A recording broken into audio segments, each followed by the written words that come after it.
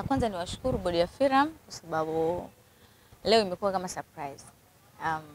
Kitu ambacho amenitia zaidi ni kwamba kuhusu maudhui. Nilipandisha video ambayo haina maudhui, kwa hiyo wao wamekuja kama kunipa darasa kwamba kama Mtanzania na kama muigizaji wa Kitanzania ambaye ni kioo cha jamii. Kwa hiyo wamekuja kama kunipa darasa kwamba kitu ambacho nilichokifanya ama ninachokifanya sio kitu sahihi, kwa sababu kinakuwa kinavunja maadili ya Kitanzania. Na hiyo video ilikuwa ikihusiana na nini haswa?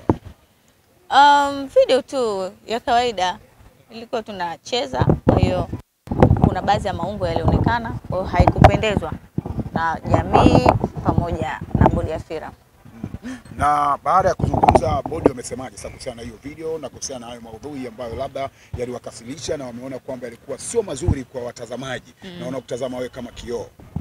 Kwamba mimi nashukuru sana kwa sababu wamenipa darasa na wamenipa elimu kubwa sana, na pia nipende kuwashauri labda mabinti wenzangu kwamba mimi najua kuna watu wananifuatilia sana, kwa hiyo wajifunze kupitia mimi kwamba kitu ninachokifanya sio kitu kizuri. Kwa na hata kama kuna watu labda walikuwa wanaiga kitu ambacho mimi ninachokifanya na mtu mwingine anafanya, kwa na washauri kwamba waache kufanya, kwa sababu sisi ni Watanzania na pia vitu tunavyofanya vikiwa nje ya Kitanzania tunavunja maadili ya Kitanzania. Kwa hiyo mimi nipende kuwashukuru Bodi ya Filamu kwamba wamenipa darasa kwamba niachane na hivyo vitu, kwa sababu wameona kwanza mimi ni msanii mzuri ambaye nafanya vizuri sana. Hicho pia wamekiona. Kwa hiyo si zaidi ni kubadilika. Nimeona wakati tunaingia ulikuwa na furaha, wakati tunatoka umekuwa mdogo fulani kama Pilton. Nini kilitokea katika kubananishwa na hayo maudhui ambayo umekutana nayo na umekutana na Bodi ya Filamu ambao umekaa watu kuweza kuelezea na kile ambacho umekifanya? Unakijutia kwa kiasi gani? Kwanza sijabanwa, kusema ukweli. Yaani sio polisi ama sio sehemu ambayo labda hauko comfortable. Nilikuwa comfortable na walinipa chance ya kuongea kama yani nilikuwa na amani zote. Nilikaa muda mrefu, kwa nimechoka. Kwa hiyo pia niseme mimi nimebadilika na sitarudia tena kuposti vitu ambavyo havina maudhui mazuri, kwa sababu mimi ni kioo cha jamii na mimi ni muigizaji wa filamu. Kuna baadhi ya watoto wananiangalia, wadogo zangu, dada zangu, baba zangu. Kwa nimebadilika, nimepata darasa na kuanzia leo nimebadilika na nitakuwa mtu mzuri na nitakuwa kioo cha jamii kweli. Mimi nimeshuhudia baadhi ya wasanii wakuwa wameitwa hapa, alishaikuitwa Wema Sepetu, alishakuitwa Auntie Ezekiel na wengine kibao. Lakini muda walikuwa wakitumia katika kuzungumza ulikuwa ni mfupi. Kwako imekuwa ni mrefu sana. Labda kwa ufupi kile kilichokuwa kinaendelea labda ambacho hujakisema.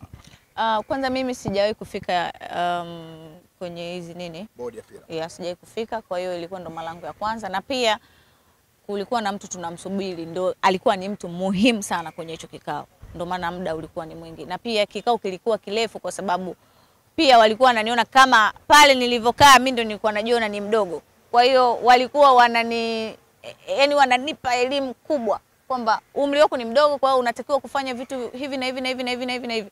Hii ni kwa faida yako. Kwa sio kwamba tulikuwa tumekaa muda mrefu kwamba tulikuwa tunajadili kitu gani ama walikuwa wananikandamiza, hapana, bali walikuwa wananipa somo, walikuwa wananielimisha vitu vizuri, na ndio maana tulipata muda mwingi wa kuzungumza zaidi. Hongera sana. Lakini wewe ni mmoja kati ya wasanii ambao umetokea kwenye Vixen, kwa maana ulionekana kwenye wimbo wa Harmonize na ukatrendi sana, ukawa star sana na maneno yakawa yamekuja mengi. Kuna baadhi ya watu wakawa wanasema anatoka na Harmonize na vitu kama hivyo. Ukweli ulikuwaje? Na je, tangu wimbo huo umetoka na wewe maneno hayo kwenda sana viral kwa watu mbalimbali wakizungumza kuhusiana na hizo tetesi kwa mapenzi na Harmonize, ushawahi kukutana na Hamo, na kama alizungumza nini kuhusiana na hizo tetesi ambazo zilikuwa zikisemwa na watu mbalimbali? Tokea kwanza video imetoka mimi sijakutana na Harmonize. Hatujawahi kuonana tena kwa sababu pale tulikuwa tumefanya kazi. Tulivyomaliza kazi kila mtu akawa anaendelea na mishe zake na mimi naendelea na mishe zangu, na hizo tetesi ambazo zilikuwa zinaendelea kwenye mitandao alikuwa azikubali. Kwa hiyo alituma baadhi ya watu kuniambia mimi sihitaji kuzungumziwa. Nadhani hiyo kila mtu aliona kwenye mitandao kwamba alikuwa hahitaji nimzungumzie. Kwa hiyo mimi sikuendelea kuzungumza hivyo, na pia nadhani hivyo vitu vilishapita. Sihitaji tena kuendelea kuzungumzia. Watu wengi wanasema kwamba ukimya wa Ameloa ndio unasababisha kwamba aje kutrendisha picha ambazo kama hizi ambazo ameitwa na bodi ya filamu ili kurudi mjini, kwa sababu sasa hizi amepotea sana kwenye ulimwengu wa tasnia na vitu kama hivyo. Ukweli ni upi? So kweli, kwa sababu bodi ya filamu wanapenda vitu vizuri. Nadhani kama wangekuwa wanavifurahia hivi vitu wasingeniita leo. Unanielewa? Kwa wao walivyoona kwamba nimepost kitu kibaya, moja kwa moja wakaniita na kunipa elimu. Kwa hiyo sidhani kama bodi ya filamu wao wana support upuuzi. Sijui unanielewa hapo. Kwa hiyo mimi ninachojua kwamba sio kwamba eti nimekuja kutafuta kiki ama nimekuja, mimi mwenyewe nimeogopa kwa sababu nilipost kitu alafu sikujua kama kita happen.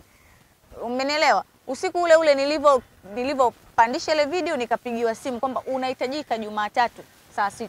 Nimefanya nini? Kuna nini kinaendelea? Kuna kosa gani? Wakaniambia utafika utaelezwa kitu gani umefanya. Lakini kuna baadhi ya watu ambao wanaelewa hivi vitu, wakaniambia bwana wewe kuna video umepandisha kimakosa na sio nzuri kwa maadili ya Tanzania. Kwa hiyo nadhani hicho ndio kitakufanya nadhani hicho ndicho walichokuitia zaidi. Na katika hiyo video ambayo ulipandisha, kama ulisoma comment, ni comment gani ambayo ilikukwaza sana wewe ulikutana nayo?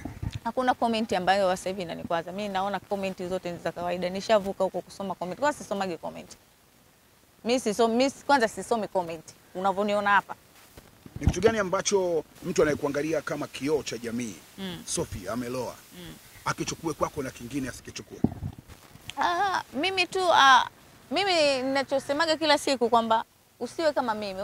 Wewe kinachoona kinakufundisha basi jifunze. Unachokiona hakikufundishi kiache. Sio kila kitu unakibeba. Mimi nadhani hivyo tu. Kipi upendo wako kinakuvutia wewe mwenyewe kwenye maisha yako ya kawaida? Nini? Kipi kinachokuvutia kwako kwenye maisha yako ya kawaida unasema yes mimi ni Sophie? Mimi kweli. Mimi ni Ameloa. Mimi napenda kuwa huru. Nadhani hicho ndio kinachonikosti zaidi. Napenda yani amri yangu mimi sijui nifanye nini. Napenda yani kuwa huru zaidi. Kwa hiyo nadhani hicho pia kwa hapa kibongo haipo hiyo. Ameloa ni mwanamke mzuri sana, mrembo sana, lakini miaka mingi sasa inakwenda, watu wengine wanaolewa na vitu kama hivyo, tunaona ndoa na star. Kwa nini wewe bado hujapata mwenzako kusema kwamba leo labda unaolewa au unatamani kuolewa? Mimi siolewi. Kwa nini uolewe? Sitaki. Sasa mimi sitaki kuolewa. Mimi naolewaje baba? Sitaki kuolewa. Kwanza wanaume wenyewe nyinyi ni maguziguzi.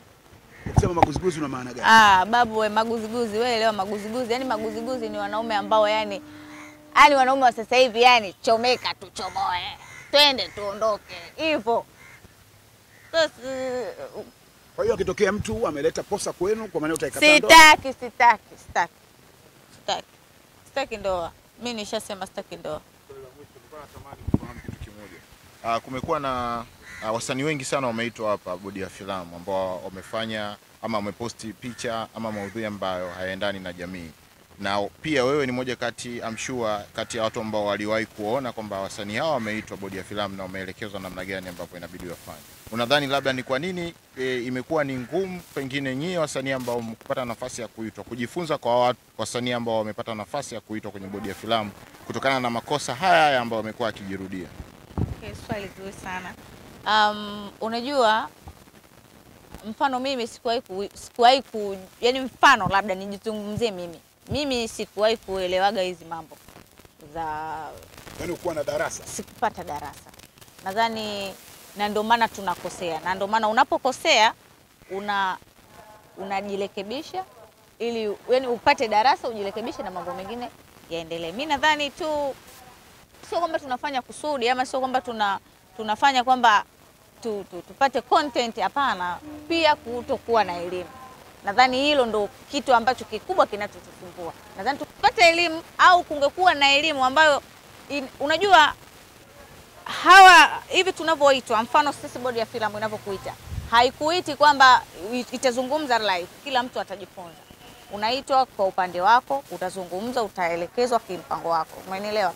Lakini kungekuwa labda kuna darasa ambalo linaelimisha bwana hiki kitu na hiki na hiki, hii ni kwa sababu ya wale ambao wapo huko kwenye mitandao au wewe mtu ambaye unajihusisha na mitandao. Kwa hiyo kuna vitu 1 2 3 4 5 nadhani mvua